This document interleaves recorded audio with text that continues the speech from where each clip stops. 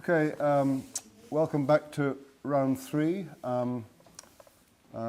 Congratulations in staying the course. Only one more to go, so be there at the end. It's going to be very exciting. So last week I focused on the just war requirement of proportionality, which you find in both sets of just war criteria when considering whether to go to war and then, having decided to go to war, how to fight it. This week I'm going to focus on the second of the two criteria for justice in the process of fighting war, justice in war fighting, namely discrimination.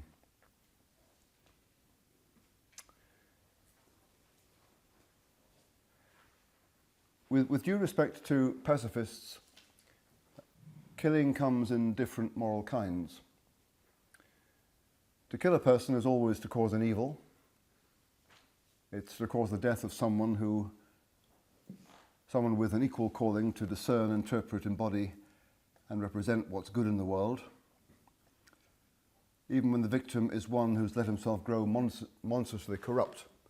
Think Hitler, think Stalin, think Pol Pot, and whose death involves the loss of nothing good, or apparently nothing good. A tragic quality still attaches to it. The tragedy is that someone should have so misdirected their lives that their death amounts to a simple moral gain and not at all a loss. To kill a person is always to cause an evil, but it is not always to do a wrong. History is sometimes very unkind to us and forces us into the position of not being able to do anything without becoming responsible in some sense for causing evil. I can kill you out of contemptuous hatred, intending nothing less than your annihilation, constrained by no necessity and with no proportionate reason to prefer another's life to yours. Or I can kill you without malice, with respectful and manifest reluctance, necessitated by love for others, and with sufficient reason to prefer their life to yours. Not all killing is murder. Morally speaking, there are different ways of causing death. Some are culpable, some are innocent, and some, tragically, are commendable. One factor that's important, I'd say decisive, in making the difference is the intention of the killer. Let me just brace you here. The concept of intention is controversial, and different ideas are mind-bending, and what's coming is going to be challenging. I'll try and take it slowly. That's why I've mapped out a lot of it on your handout. The Christian doctrine of just war comes from the same Thomist stable as the principle of double effect. Against consequentialist analyses, which reckon an act's rightness or wrongness simply in terms of its consequences, the principle of double effect makes the agent's intention, or his negligence, an important, even decisive criterion. And the reasons for this are several and good ones, and I've listed them on your handout. I'll go through them now. So these are the reasons why intention matters morally. First, it articulates the common intuition that though their effects are the same, accidental homicide and murder should be distinguished in terms of intention. It matters whether I killed you deliberately and with malice aforethought, or whether I killed you accidentally. It matters, both morally and legally. Second, the subjective reflexive impact upon the agent himself of his intending harm is an important effect that reasoning usually ignores.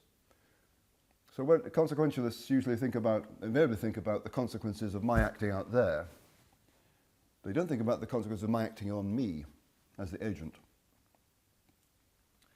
When we intend harm, we identify ourselves with evil and thereby corrupt ourselves. Third, while the human agent has relatively little control over the objective effects of his actions, he has complete control over their subjective effects. while the effects upon others of an act of infidelity, for example, run down the generations far beyond the agent's sight and through the actions of innumerable other responsible agents. The effect that consists in the agent himself becoming unfaithful depends entirely on his decision. And that's one reason why intention should have priority over consequences in deciding the moral quality of an act. Another reason is, fourth, that the growth of virtuous persons is itself a great good in the world. And that's partly because as I make myself today through my actions, so I dispose myself to act tomorrow. If today I act out of malice or undue carelessness and intend an injustice in one situation, then tomorrow I will be more inclined to do so in others.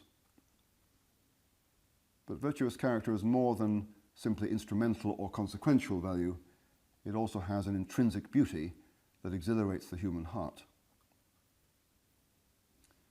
Further still, fifth, for Christians and some other religious believers, virtue is a very great good indeed, because it is the condition of participation in the fullness of life after death.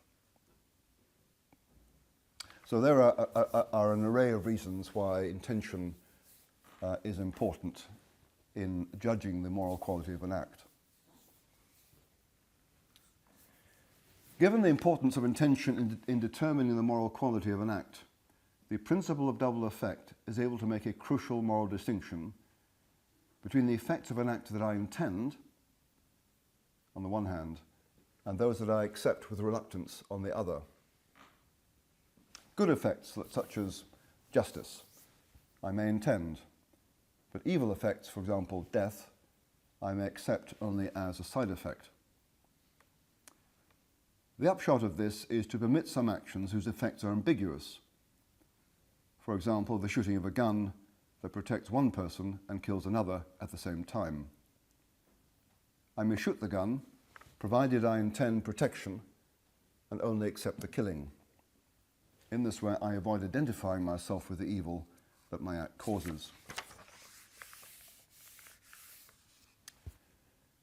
Now, as I've said, the very concept of intention is contested among philosophers, and the material in which they debate the concept is quite dense.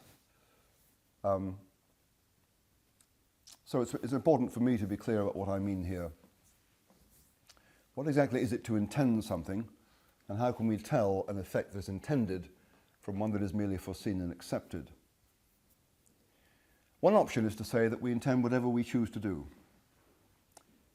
According to this reading, an intention involves a deliberate choice of a purposive course of action.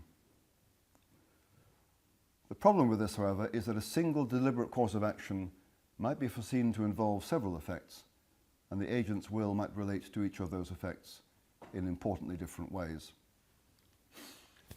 Hands up, anyone who's seen the wonderful swashbuckling film of Patrick O'Brien's novel Master and Commander. Jolly good. For those of you who haven't had the pleasure of seeing it, it's set in the 18th century aboard a warship of the Royal Navy. At one point in the story, the ship is engulfed in a severe storm in the South Atlantic.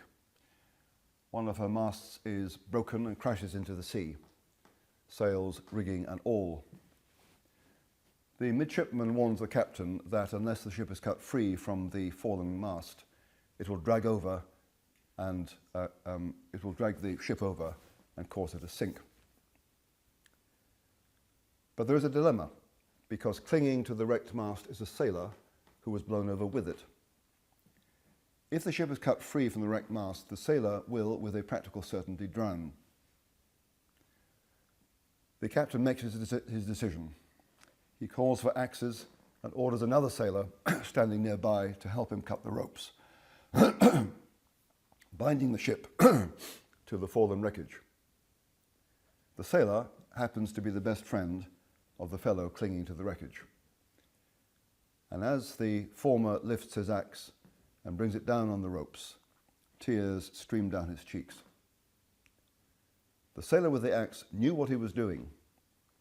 He knew he was performing an act that would help cause his friend to drown. He could have disobeyed orders and refused to cut the ropes. But he didn't. He chose to obey. Did he therefore intend to kill his friend?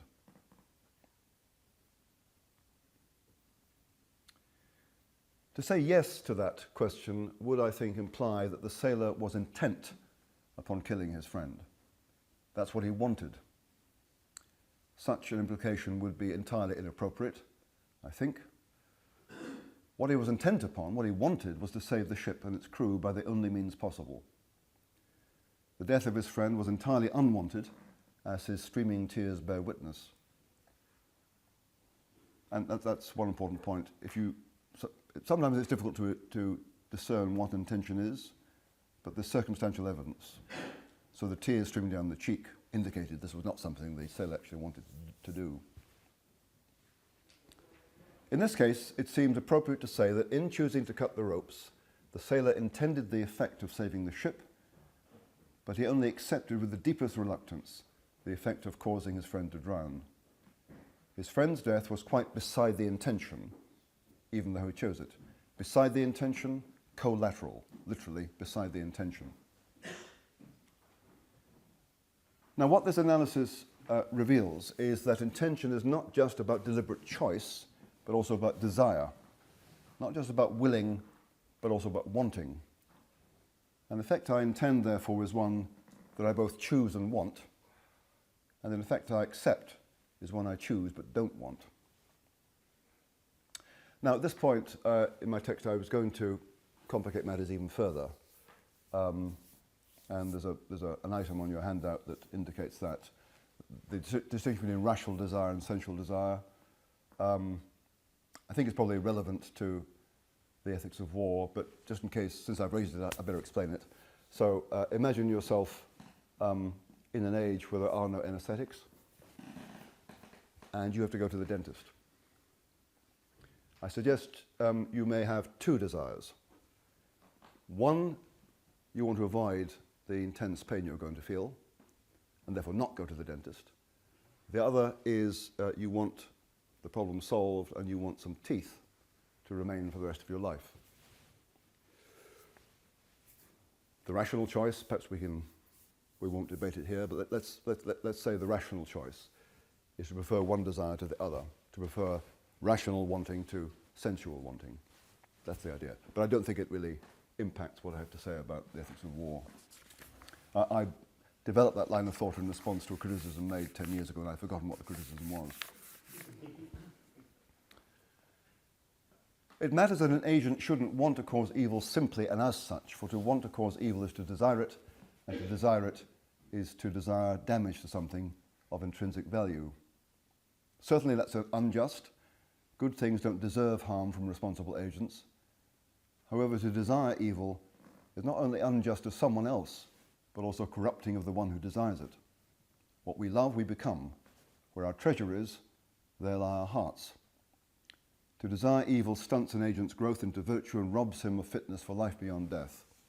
Further, it disposes him to cause further harm, for one who chooses to desire evil today will the more easily choose it tomorrow. Nevertheless, what the agent intends is not the only determinant of the moral quality of his act. Insofar as he chooses to embark on a course of action that is foreseen to involve an evil effect as well as a good one, he is responsible for what he accepts, as well as for what he intends. But to be responsible is not yet to be culpable or blameworthy. To be responsible for causing evil is to be required to give a justifying account for causing it, to show that it wasn't caused needlessly, in the sense that it could have been avoided, or disproportionately, in the sense that it undermined the good effect for whose sake it is being tolerated. If an agent accepts needless or disproportionate evil, then at very least he has been culpably negligent or careless. At very worst, he actually wanted the evil that he only pretended to accept reluctantly. Either way, his irresponsible acceptance of evil could be such as to render his act immoral. Good intentions alone are not enough. So just to recap there, first of all, the fact that you choose an act doesn't say that you intend it. We choose all sorts of things because we have to. We don't really want them. And secondly, whatever you choose, you are responsible for. You're responsible for, in the sense that if called upon, you must give a justifying explanation as to why you did it. You're accountable. But if you give a good justifying explanation, you can't be blamed. So responsibility and culpability are different. Let's go back to our storm-tossed ship from these abstractions. To say of the sailor who brought it down his axe on the rope that he did not intend the death of his friend is not to say that he wasn't responsible for it. He was responsible for it. He knew with a practical certainty that cutting the rope would result in his friend's death, and yet he chose to cut the rope anyway. One is responsible for everything one knowingly chooses. But to be responsible is not yet to be blameworthy or culpable. So was the sailor blameworthy? I suggest not. First, he didn't want his friend's death, and he helped to cause it only with manifest and appropriately tearful reluctance. And second, he accepted his friend's death as necessary and proportionate, that is, as the only way of saving the whole of the ship's company from drowning. The sailor with the axe didn't intend death. He accepted it with due reluctance and for sufficient reasons. He was therefore right in what he did and in why he did it. Okay, I'm going to add one further qualification, and then I will get back to the battlefield. However, even if an agent intends only what is good and merely accepts with reluctance a concomitant evil effect, and even if his acceptance is necessary, non-subversive and proportionate, what he does might still not be morally right. For the acceptance of a particular evil might be in breach of a strict obligation. Take this example, which is actually an example from my own experience, but I'll talk about this person in third person. Suppose a professor, not long in his current post, is offered a more attractive position in another university. Suppose also, however, that his leaving, suppose that on balance he has sufficiently good reasons for accepting it. Suppose, however, also that his leaving would damage the morale of his current department. If his decision to take the new post is to be morally justified, it is certainly important that he should genuinely not want to cause damage, that he should take all reasonable steps to avoid or minimize it, and that it should be proportionate. But that's not enough. It's also important that he should not be bound by any clear moral obligation to stay, for example, a promise made to see his department through a particular set of difficulties. And in my case, then, I wasn't subject to any strict moral obligation. So, to sum up, if an act that causes foreseen evil, such as death, is to be morally justified, it's important that what is intended by it is something else, something good. However, while the right intention is important, it's not sufficient. In addition, the evil must be accepted with an appropriate reluctance that manifests itself in serious attempts to avoid or minimize it. But that too isn't sufficient. In addition, the acceptance of proportionate evil mustn't offend against any strict obligations.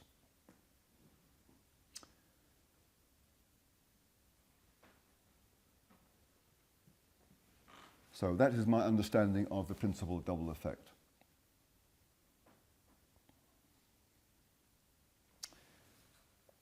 At the risk of repeating myself ad nauseam, let me just summarize it again before I explain how this relates to the doctrine of just war. Insofar as the life of any human being is a good and his death an evil, it's wrong to intend or choose to want to kill anybody. The life of the human individual is precious because it is constituted and dignified by a unification by God to affirm, defend, and promote what's valuable in the world. No one should choose to want or intend to damage or destroy such precious life, because to do so would be to vitiate the agent's heart and will, to corrupt his moral character, to jeopardize his fitness for life beyond death, and to increase the likelihood of his committing further malevolent harm in the world. All that said, it may be permissible to choose to act in such a way as to cause the death of a human being, provided that what's intended is something other than his death, let's say defending the innocent, the possibility or even the certainty of his death is accepted with an appropriate manifest reluctance, and this acceptance is necessary, non-subversive, and proportionate. Morally speaking, deliberately to cause death in this fashion is not the same as intending to kill. Now, all that, I think, is conceptually neat and tidy. It's coherent and consistent, and coherence and consistency are necessary qualities of intelligibility. But sometimes, however, we, especially academics, we can buy intelligibility at the expense of reality. So the question that arises here is, can this theory of double effect really get up and walk on the battlefield? Does this kind of moral analysis do justice to the empirical reality of war? Or does it do violence instead? Some certainly doubt its viability. Among them was the eminent theological ethicist, my former doctoral supervisor, James Gustafson. After reading my defense of a version of the principle of double effect, which I published 20 years ago, he wrote this: I hope you and other refiners of the principle of double effect know that in the course of critical events, there is no way to think through the distinctions that are made and argued about. I knew the double effect literature and its applications up and through the writings of Paul Ramsey and Richard McCormick, and only once lost my temper with them orally. It was when they and an older Jesuit insisted that soldiers are justified in killing only if they intend to maim. All my life of studying and teaching ethics, including the principle of double effect, I've been wary of the rationality that is assumed of agents in times of crisis. And Jim then proceeded to explain why he has long been sceptical of casuistry, while nevertheless recognizing the importance of something like it. And his explanation came in the form of a story about his own experience in central Burma during the Second World War, when as a 19-year-old soldier on midnight guard duty in the summer of 1945, he suddenly came under attack by a drunken comrade. Quote, I fired my rifle into the air and held it against Pancho's stomach. He kept swinging his knife at me and kept saying that I was chicken, didn't have the guts to shoot him. Fortunately, an officer intervened quickly, so in the event, Gustafson didn't have to pull the trigger. But the point of the story is this. When you suddenly find yourself under terrifying, life-threatening assault, as you tend to on the battlefield, you don't have the leisure or the presence of mind to examine your motives, sift your intentions, weigh up alternatives, and consider whether wounding rather than killing would be proportionate, and whether a shot in the stomach, delivered in the middle of wartime Burma in 1945, would or would not be lethal. To some extent, Jim Gustafson is surely right. Life often demands a response from us without granting time for reflection. Often we have to react viscerally rather than cerebrally. And if with the advantage of hindsight, it seems that we made an understandable error in the heat of the extraordinary moment, then judgment should not stint on forgiveness. That said, it's also true that instincts can be trained to become more virtuous and educated to become wiser, so that in reacting, we don't overreact. And surely that's what many modern armies are doing when they train their soldiers to conduct themselves in counterinsurgency operations in such a way as to be discriminate and proportionate in their use of violent force. One can't reasonably expect squaddies to plough their way through the mind-bending literature on the principle of double effect, but one can expect those who instruct their officers to do so. Out of dialogue between instructors and officers, one can expect to emerge rules of conduct that are practical in the field.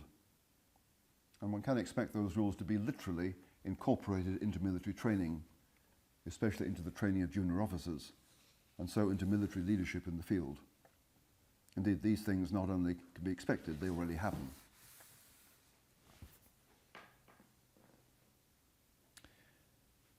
Gustafson's response raises a more difficult question against my reading of the principle of double effect, however. As he wrote above, the expression of the principle that once provoked him into an angry outburst was the claim that soldiers should intend never to kill, only to maim. My reading leads me to make an even more irritating claim, that soldiers shouldn't intend either to wound or to kill, but only to accept wounding or killing with due reluctance as the necessary, non-subversive and proportionate side effects of intending something good. I have no difficulty in understanding why such a view tests the patience of those who have first-hand experience of war fighting, or even those inexperts who have given more than a passing thought to what is actually involved in it. I can quite see how morally fastidious, how distastefully precious even. Soldiers in battle may not intend to wound or kill their armed enemies. How on earth may they pull their triggers at all? How can they be soldiers?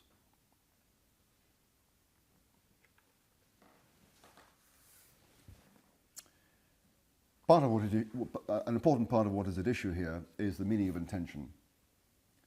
To say that soldiers shouldn't kill to wound or kill might be taken to mean that they are required to adopt a rationale for pulling their triggers that makes wounding or killing accidental, and that is surely sophistical, for wounding or killing is surely integral, not accidental, to what they are choosing to do. According to my broader understanding, however, to say that soldiers shouldn't intend wounding or killing doesn't mean they shouldn't choose to cause such things, nor does it mean that they are not responsible for so choosing. In the limited sense of choosing to embark on a course of action with certain foreseeable effects, of course it's true that soldiers must intend to wound and kill if they wish to conduct themselves as soldiers in battle. But as I explained above in the light of the master and commander case, of the soldier who obeyed the order to cut the ropes, tying his precarious ship to the wrecked mast, knowing with a practical certainty that this would cause his friend to drown. To intend something is not just to choose it, but also to want it. So in saying that soldiers ought not to intend wounding or killing, I'm saying they ought to choose and accept such things with reluctance, rather than choose and want them. Is that realistic? I think so. I wouldn't dare to deny that war loosens the reins on lethal malevolence, nor that in any given war there is likely to be malevolence on the battlefield. I wouldn't deny that soldiers sometimes regard their enemy as vermin to be exterminated at every possible opportunity. Nor would I deny that when soldiers are killed, or worse, tortured and mutilated by the enemy, their comrades will probably be animated by fierce anger against them. What I do deny is that soldiers necessarily, or as a rule, want their enemy maimed or dead. There is considerable evidence that many soldiers are reluctant to harm.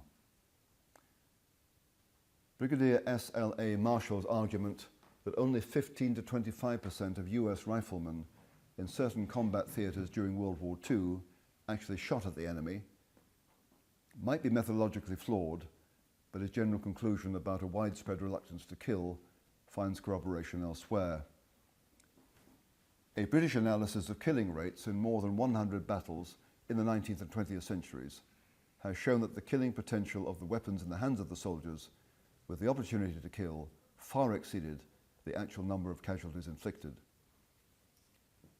Besides, as Anthony Cody points out, and I quote, the widespread acceptance of Marshall's claims for so long in the military and elsewhere suggests there is something in the reluctance to kill thesis. There is indeed. We have it on record that some soldiers do actually make a deliberate decision to wound the enemy rather than kill him. Take Harry Patch, who would become the last surviving trench combat soldier of the First World War, advancing with his unit against the Germans in the Third Battle of Ypres in 1917. And I quote, this appeared in Patch's obituary. Patch's Lewis gun team was struggling toward an enemy second-line trench when 3 German soldiers climbed out of it, one advancing on them with bayonet fixed. Guessing correctly that the man had used all his ammunition, Patch drew the Colt revolver the number 2 carried and shot the man in the shoulder, and then, as he still came on, in the leg. As a good shot with the Colt, he could easily have killed him, but he chose to spare his life. While reluctance sometimes prevents killing, at other times it qualifies it. The 21-year-old First World War flying ace Albert Ball was quite resolved to shoot his enemies out of the sky, but not because he took any pleasure in their deaths. As a fellow pilot wrote of him, quote, "He had but one idea. That was to kill as many Huns as possible, and he gave effect to it with a swiftness and certainty that seemed to most of us uncanny. Nevertheless, almost from the beginning, the mild bragging in his letters home is matched by disgust at what duty had led him into. I do so want to leave all this beastly killing for a time," he sighed. In 1939, the British went to war with markedly less enthusiasm than in 1914, responding to it with a grim determination to shoulder the unwelcome task that history had thrust upon them. And this reluctance ad bellum often survived in bello. As one RAF fighter pilot wrote in the midst of the Battle of Britain in the summer of 1940, "We carry on here, you know, hating it rather, but continuing to shoot down our quota of Messerschmitt 109s. I can't write. The war comes between me and my words, and I can't find them." All this is true, but it's also true that when soldiers are themselves under fire, unlike Harry Patch, they can't be expected to be too particular about exactly where they aim to hit the enemy. Their overriding concern will be to make sure that he falls down and doesn't get up again, and one way to ensure that is to shoot him in the head. Such a wound will very probably be lethal. Does it follow from that in fact soldiers in combat must intend to kill? No, it doesn't. When a soldier intends to kill in the sense of having as his primary aim the death of his enemy, then having shot and felled him, should he draw near in the aftermath of battle and find his enemy still breathing, he would then shoot him again until his breathing stopped, if that's what he intended. If he doesn't shoot his incapacitated and non-threatening enemy, that implies that it wasn't his death as such that he wanted.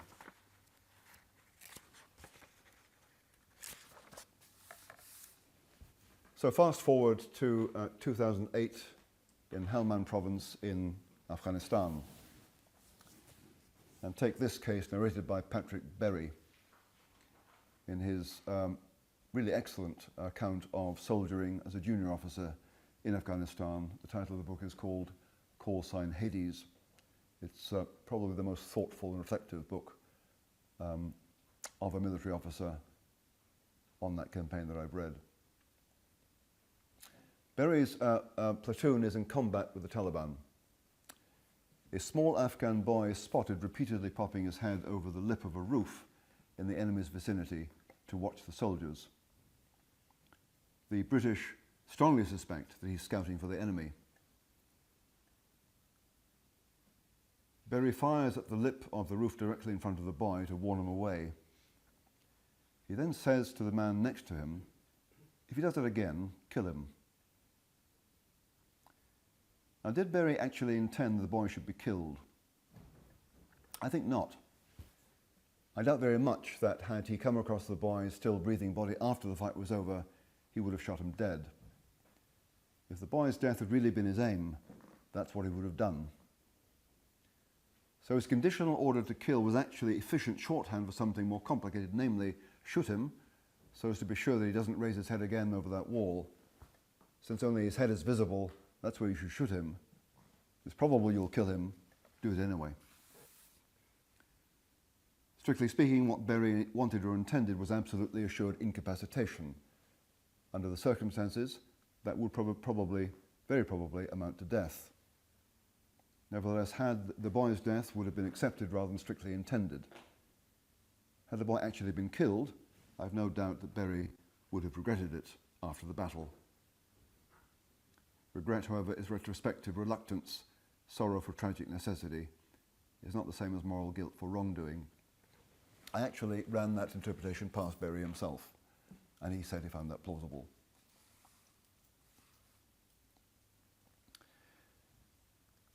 So, to move toward a conclusion, I'm going to bring this discussion of intention and military killing to bear on Gaza.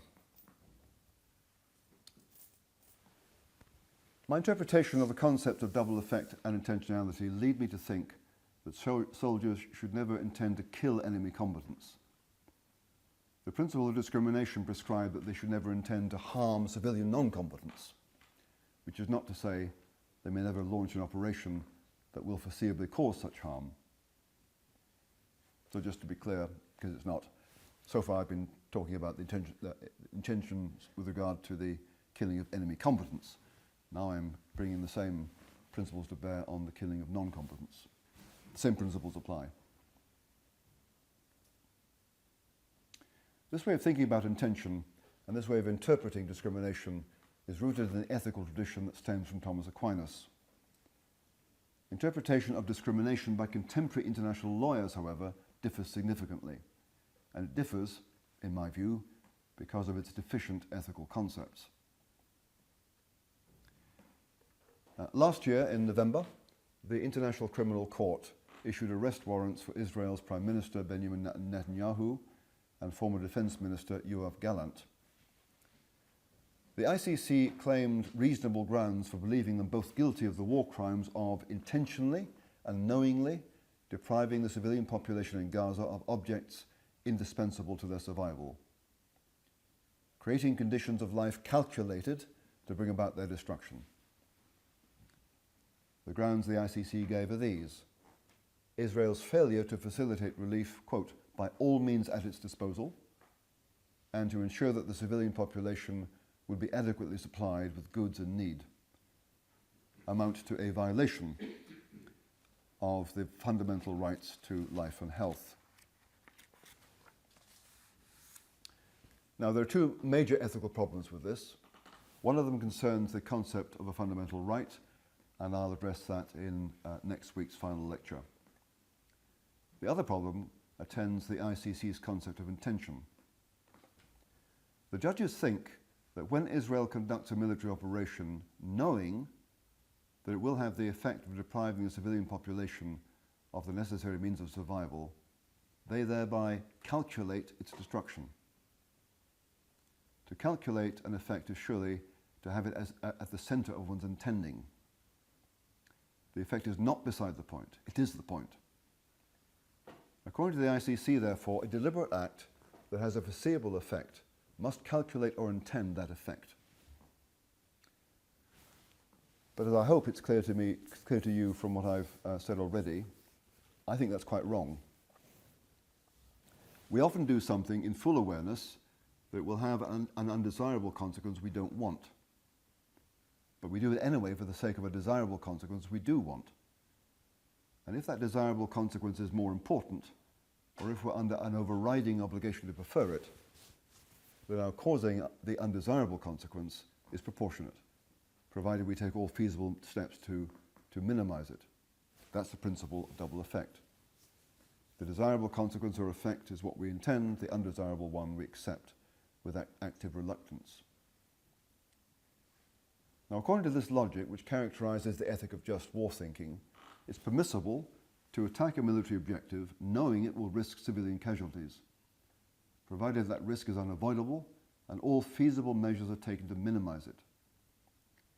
One may intend the effect of disabling enemy combatants while reluctantly accepting injury to civilians as a tragic side effect. Yes, this is permissive, but that's because otherwise the successful waging of war, however just the cause, would be practically impossible.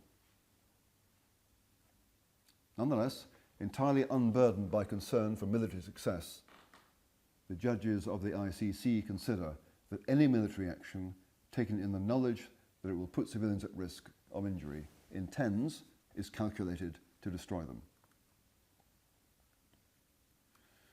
Now, I've said that it's not enough merely not to want something. You have got to, as it were, incarnate that not wanting in concrete measures taken to avoid or the evil you are prepared to cause or to minimize it. And Israel has done that. Telling against the judgment that Israel has any such intention to eliminate the Palestinian population are the measures taken by its military to minimize harm, giving advanced warning of attacks, using weapons of minimally destructive power, and providing some humanitarian aid. Had Israel been intent on destroying the Palestinian population of Gaza, had that been its calculated goal or effect, it would not have done any of those things. Yet the ICC's faulty ethical reasoning completely failed to take them into account and makes no mention of them. So, to conclude, the international legal requirement of discrimination prescribed that military personnel should never intend to kill civilian non-combatants, since that's completely beside the point of disabling combatants and rendering further military resistance futile. What's more, the destruction of the civilian population and infrastructure would be subversive of the just peace that all military operations should ultimately serve.